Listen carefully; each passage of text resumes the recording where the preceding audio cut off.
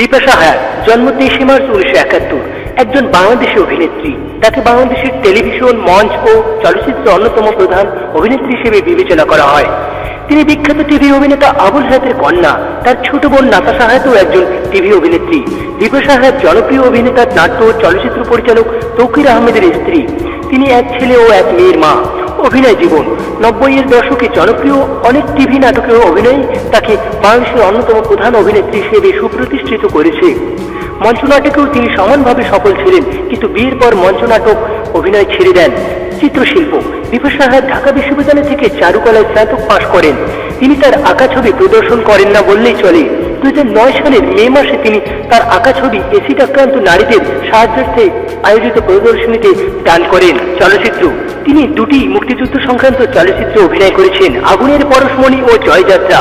তার প্রথম ছবি আগুনের পরশমণি পরিচালনা করেছেন হুমায়ুন আহমেদ। এই ছবিতে তিনি মুক্তিযুদ্ধে ঢাকা শহরে আটকে পড়া এক তরুণীর চরিত্রে অভিনয় করেছেন।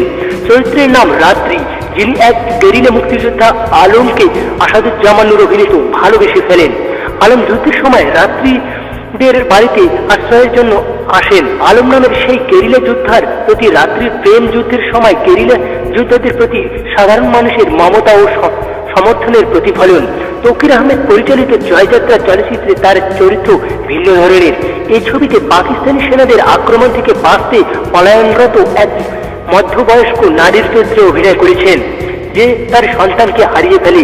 দুটি চলচ্চিত্রই তার অভিনয় দর্শক ও সমালোচকদের কাছে প্রশংসিত হয়। বিপাশা হায়াত আগুনের পরশমণি চলচ্চিত্রে অভিনয়ের জন্য শ্রেষ্ঠ অভিনেত্রী হিসেবে জাতীয় চলচ্চিত্র পুরস্কার লাভ করেন।